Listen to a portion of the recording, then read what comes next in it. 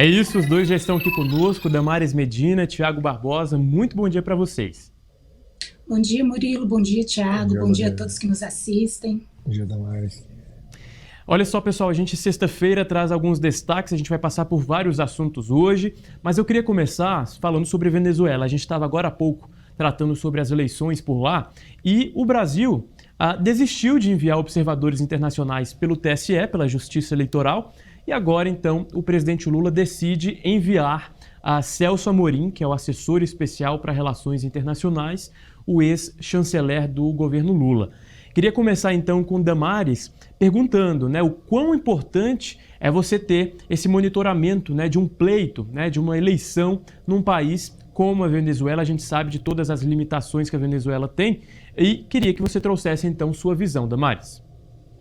Veja você, Murilo, que quem acompanha o Brasil agora já tem um ferramental para acompanhar a geopolítica internacional, global, porque na semana passada, na sexta-feira, a gente destacava o roteiro de um filme que a gente já conhecia. E que filme é esse? É um filme que envolve violência política e o protagonismo do judiciário. E na Venezuela, ontem nós assistimos exatamente isso, nas falas do Maduro, que dizia que, a depender de quem perdesse as eleições, nós assistiríamos a um banho de sangue, o que promoveu até um certo afastamento do presidente Lula. Nós sabemos, o Murilo bem destacou, que o Maduro está à frente do executivo da Venezuela desde 2013, então nós temos aí mais de 10 anos, e a fala dele, que incomodou profundamente, no caso a presidente do TSE, que é a ministra Carmen Lúcia, dizia especificamente sobre a não auditabilidade das urnas eleitorais no Brasil. O que isso significa? É a repetição de um discurso que nós acompanhamos nas últimas eleições presidenciais, de que as urnas brasileiras, o Brasil que é exemplo para o mundo inteiro,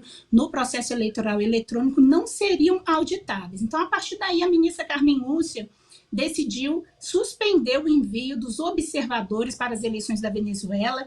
E a segunda cena desse filme, que eu fiz menção no início da minha fala, é o protagonismo do judiciário. Maduro é criticado pela imprensa internacional por perseguir seus opositores, utilizando os tribunais que ele controlaria. Então, nós temos aí duas candidatas que foram impedidas de concorrer à presidência, tornando ele o grande favorito. Por último, Murilo, eu acho que é importante nós destacarmos o desafio da ministra Carmen Lúcia de suceder o ministro Alexandre de Moraes na presidência do TSE.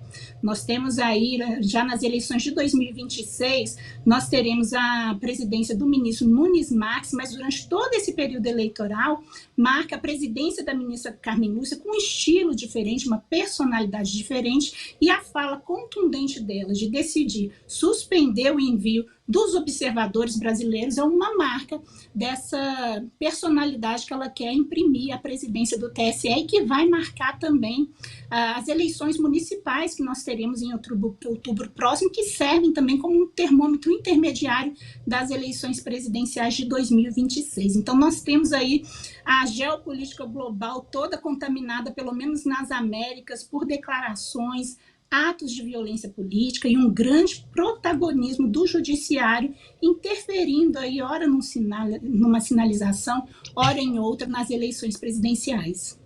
Thiago, Damares trouxe aqui, o poder do judiciário, tanto brasileiro quanto na Venezuela, o impacto de você ter uma figura como o Maduro, que faz declarações como essas, e aí uma expectativa muito grande, porque toda a região será impactada, Queria que você trouxesse também sua análise sobre esses últimos desdobramentos.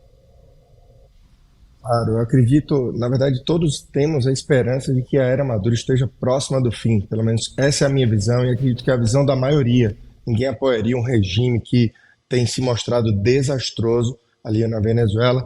E como a Damares bem pontuou, o judiciário tem um protagonismo muito grande nessa corrida. Lógico, lá a gente não sabe exatamente como são as forças e como que roda o jogo por trás das câmeras, mas a gente acompanha aí uma corrida da candidata que tem tudo para derrotar o Maduro no jogo limpo. O grande problema é que, quando se fala de eleições, jogo limpo é uma expressão muito ampla, né? E isso depende muito do sistema de auditamento das urnas, de verificação dos votos, de coação das pessoas para não comparecer às urnas, etc. Então, é um movimento bem importante e marca também uma transição aqui de primeiras declarações da ministra Carmen Lúcia, que, ao que tudo indica, para aqueles que acompanham o Poder Judiciário, comparar a ministra Carmen Lúcia com a Alexandre de Moraes, é notório que há uma divergência grande de postura dos dois. Alexandre de Moraes tornou-se uma figura conhecida no Brasil inteiro. Antes, os integrantes do judiciário, mesmo da alta cúpula, não eram de conhecimento da população. E hoje em dia, se você chegar em qualquer boteco, qualquer barzinho e falar Alexandre de Moraes, ele sabe quem é. Então, vamos assistir também o que acontece fora e como isso vai se refletir aqui na política e nas manifestações do TSE sobre a nova gestão. Sua opinião, esse conhecimento público, né, que o Thiago menciona do ministro Alexandre de Moraes, agora um perfil muito mais discreto da ministra Carmen Lúcia, essa mudança de perfil, ela impacta na produtividade do judiciário? Qual que é a sua opinião sobre esse ponto? Veja bem, eu acho que é uma característica do constitucionalismo brasileiro, que eu chamo até de constitucionalismo midiático, todo mundo saber quem são os ministros do Supremo Tribunal Federal. E por que esse fenômeno? Primeiro, porque nós temos um tribunal constitucional muito conectado. É o tribunal 100% digital, nós tivemos esse marco na pandemia, o Supremo nem parou.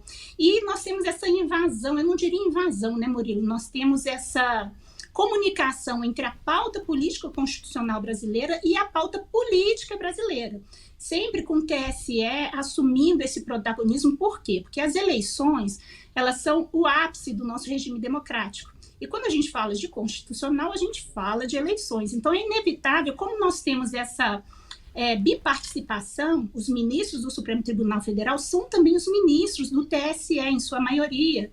O TSE é presidido por um ministro do Supremo, então é inevitável que haja essa exposição maior. E aqui no Brasil, nós temos a TV Justiça, nós temos os julgamentos do Supremo Tribunal Federal televisionados ao vivo, é a única corte constitucional do mundo que tem essa transmissão ao vivo sem edição, o que promove uma exposição maior dos ministros e uma personificação da jurisdição constitucional, que é o Supremo, lá o que ele decide que é ou não constitucional, na personificação de seus ministros. Então, é um fenômeno tipicamente brasileiro, não é recente, mas realmente aumentou muito, como o Thiago bem destacou, a partir das eleições de 2022, das disputas eleitorais e do protagonismo do TSE, começando lá, vamos voltar um pouquinho, né, lá com o Moro, né, nós temos uma história longa aí de construção da participação do Supremo Tribunal Federal na vida política brasileira. Então é natural, por conta dessa abertura da nossa jurisdição, que o cidadão saiba, né, quem é o ministro, quem é Carmen Lúcia, quem é Alexandre de Moraes.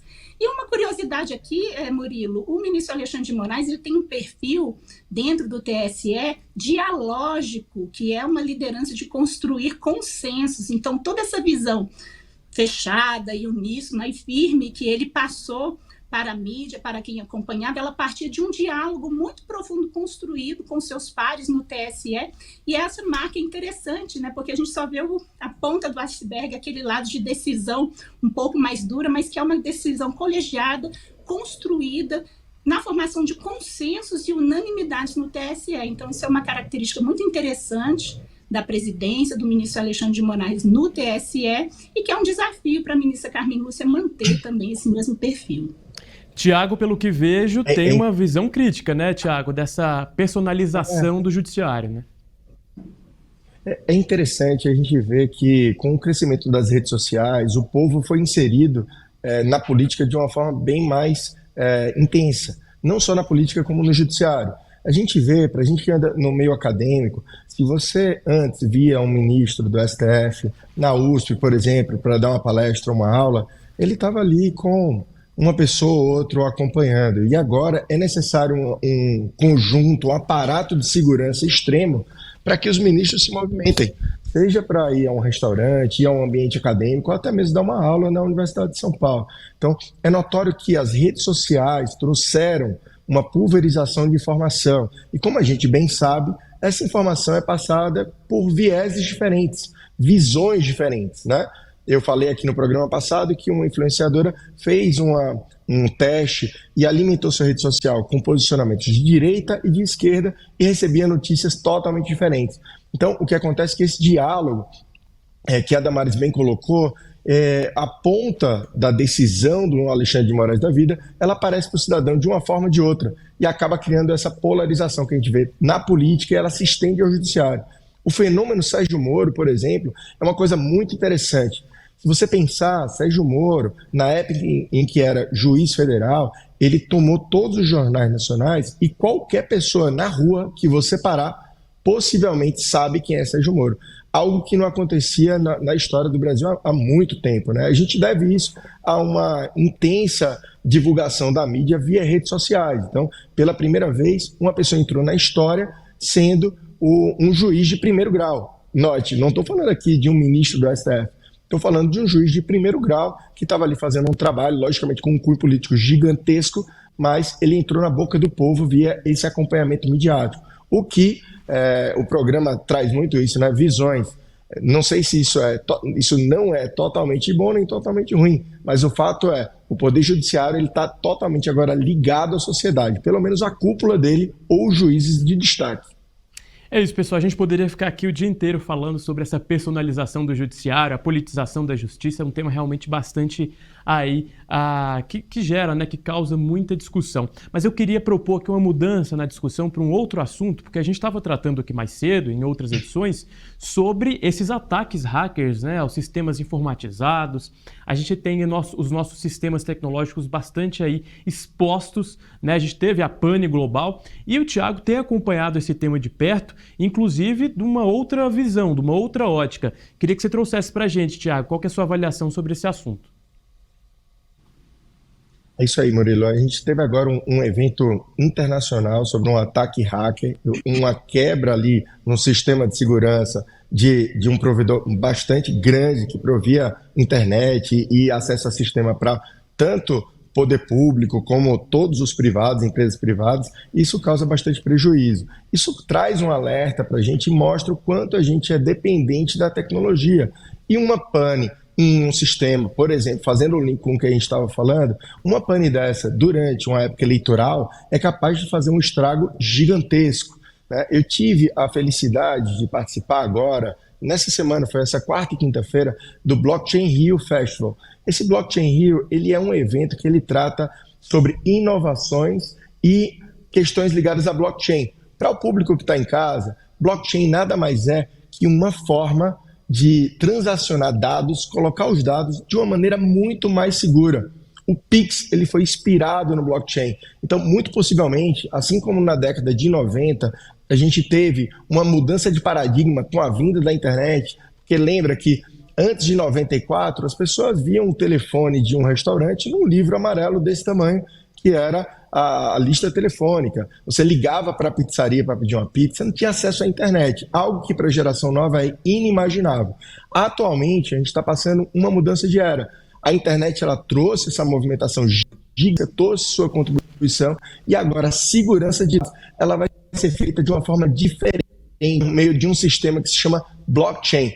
Nada mais é que um sistema muito mais seguro de transação de dados e alocação de dados, que depende muito menos das big techs. Então, muito possivelmente, a gente está no nascimento de uma nova era e isso vai ser de conhecimento de muita gente. Atualmente, quando a gente fala blockchain, a pessoa de casa acha que é algo muito complexo, que não vai pegar, ou que é algo muito futurista. Mas eu vejo a blockchain como algo muito similar à internet. Muita gente foi cética no início, dizia, não, qual a lógica que vai ter um site? Imagina, como que eu vou ver um telefone no meu computador? E hoje ninguém consegue se imaginar fora da internet. Com a blockchain, em pouco tempo a gente vai ver o mesmo fenômeno e a gente deve trazer aqui no Visões aos poucos esse tema para a sociedade compreendendo um pouco essa revolução que já está acontecendo e o Brasil é protagonista nessa área. Perfeito, Thiago. Damares, uma preocupação bastante importante, né, que Thiago traz, a gente traz aqui no Visões, que é a segurança, que é essa, né, preocupação, a segurança dos nossos dados que estão aí à mercê, né, dos sistemas informatizados. É um tema de altíssima indagação, Murilo, e é curioso notar que durante a pandemia nós ficamos sem pessoas porque não podíamos nos reunir presencialmente e o Supremo não parou porque dependia praticamente 100% da tecnologia. E agora, com esse evento da semana passada, o Supremo...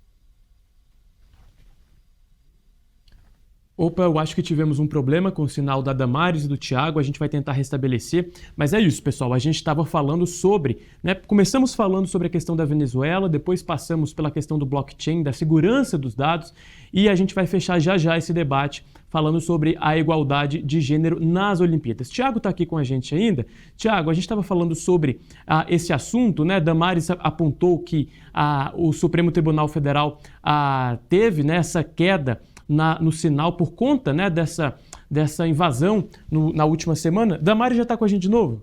Já está. Estamos com o sinal instável, pessoal, acontece. Estamos falando de tecnologia, né, Thiago? Já é uma prova do tanto que a gente está refém da tecnologia. Se o sinal cai, a gente já fica, então, sem a comunicação, não é mesmo, meu amigo? Agora você imagina, Murilo, se cai o sinal ou o sistema do STF, o estrago é bem maior, né? Não tem como esperar um pouco ou dar um tempo. Pois é. Mas, amigo, eu queria continuar contigo, então. O Damares falou do Supremo Tribunal Federal. O quão complicado é a gente ter os dados do próprio governo, da própria estrutura pública, atingidos, por exemplo, por um ataque hacker. Esse tema é perfeito, Murilo, pelo seguinte, ele mostra muito bem como a blockchain vai entrar para solucionar problemas práticos. Porque, veja bem, os dados que a gente aloca num servidor do STF, por exemplo, ele faz uma locação, entre aspas, com um provedor de serviço e todos os dados ficam em um único provedor de serviço, centralizadamente. Quer dizer, se um hacker consegue acessar tão somente esse provedor, ele já consegue fazer um estrago imenso. Agora você imagina, se esses dados estiverem fragmentadamente em vários locais, um hacker não consegue acessar. A blockchain faz isso. Ela consegue segmentar a informação e colocar ela de forma descentralizada. Ou seja, um possível hacker, ele não vai ter que atacar um só ponto, mas milhares de pontos para juntar essa informação e danificar o sistema. Então, a gente vê aí uma possibilidade muito grande que os órgãos públicos, eles pulverizem essa informação. O que acontece é que muita gente, por falta de conhecimento, ainda pensa que essa descentralização da informação pode causar uma maior vulnerabilidade. Mas, na prática, é como se eu pegasse um documento, fatiasse ele naquelas máquinas de cortar papel e colocasse uma tirinha de papel em cada canto. E o meu sistema de blockchain, só ele consegue juntar esse papel. O hacker ia ter que ir atrás de cada lado e juntar os papéis para ter acesso a todos os dados. Então, muito possivelmente, essa tecnologia vai entrar aí no serviço público, STF e algo desse tipo. Perfeito, Thiago. Ainda estamos tentando restabelecer o contato aqui com a Damares. A gente teve essa queda do sinal com ela, mas eu queria já começar o nosso próximo assunto. Queria saber se você gosta de Olimpíadas, se você gosta de acompanhar, se é um assunto que você gosta, esportes no geral, se também é outro assunto além do blockchain, se você também acompanha. Eu sou um entusiasta do esporte desde cedo, Murilo. Eu pratico corrida aqui, corro maratona, então tenho minhas aventuras aí no esporte e acompanho bastante, né? Então, estou falando com a pessoa certa. Meu amigo, qual que é a sua expectativa para as Olimpíadas, né? Que tem sua abertura hoje. Damares já voltou aqui com a gente. Damares, a gente estava aqui discutindo o seguinte, o quanto que a gente está refém da tecnologia, né? Você foi aí uma vítima dessa tecnologia que às vezes nos prega algumas peças. Então, Thiago, vou pedir licença para você, vou devolver a palavra a Damares para ela fazer um rápido encerramento sobre o assunto, né, da vulnerabilidade das redes e já emendar no nosso próximo assunto, que são as Olimpíadas e a igualdade de gênero nos esportes. Minha amiga, com você.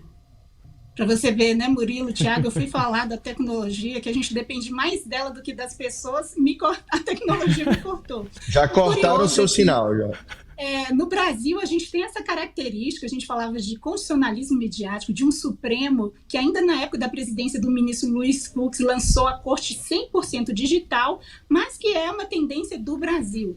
No Tribunal Constitucional Alemão, por exemplo, não existe sequer peticionamento eletrônico. Nem por e-mail. Se você quiser fazer uma petição, algum recurso no Tribunal Constitucional Alemão, você tem que mandar por fax. Então, nós temos uma distância de visões de mundo, uma 100% digital, a outra ainda com pé nos documentos impressos, no mundo físico, mas que nos conduz a essas fragilidades e vulnerabilidades que foi um Supremo fora do ar na sexta-feira, a necessidade de reiniciar manualmente cada estação de trabalho, que é um contraste aí do que nós caminhamos para um mundo que depende da tecnologia para continuar existindo.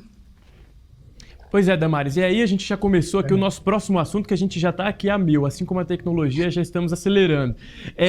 Perguntei para o Thiago se ele gosta de esportes, ele disse que é um apaixonado por esportes e gosta muito de Olimpíadas.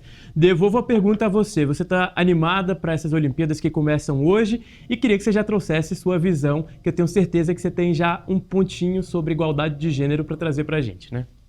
É verdade, Thiago, porque é um tema que perpassa política, esportes, Olimpíadas também é um tema político. Eu tenho um amigo que está em Paris e comentou como a cidade está toda vazia, recolheram os moradores de rua, policiais por todos os lados.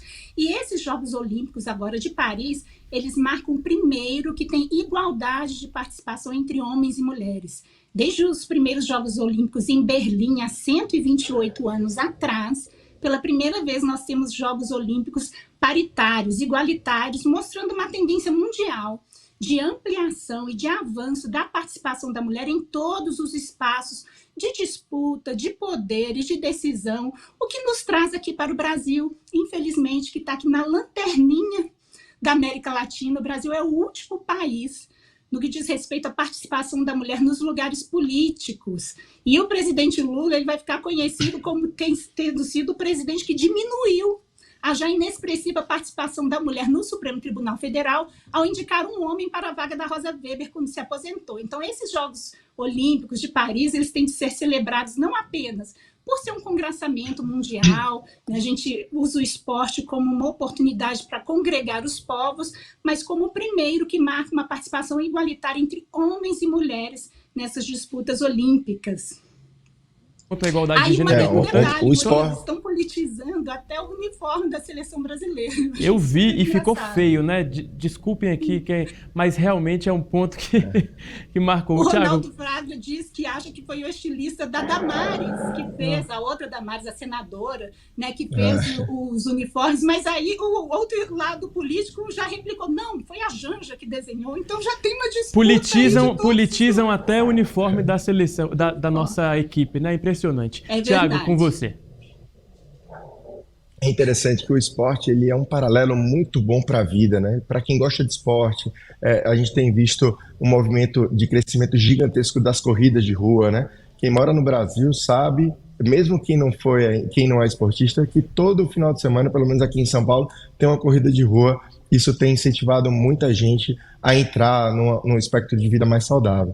E o que acontece é que o esporte imita a vida. Assim como no esporte você precisa ali de eficiência, você precisa de infraestrutura, ele faz uma imitação da situação do país. Quando a gente tem ali a divulgação do nosso uniforme, todo mundo viu que isso já foi politizado, tudo ganha uma conotação política, né? Já foi, se foi a Damares, não nossa Damares aqui, é feio, eu também concordo que é feio, mas tudo já gera uma conotação política. Algo que me chamou bastante atenção foram 2 pontos. O primeiro foi uma postagem do atleta brasileiro de decathlon, mostrando qual era o kit que ele recebeu para exercer. Para quem não sabe, decathlon são 10 modalidades, então essa pessoa vai praticar 10 esportes diferentes, e ele recebeu uma mochilazinha com um tênis, uma roupa, e ele fazia um desabafo nas redes sociais de que ele teria que lavar a roupa para competir no outro dia.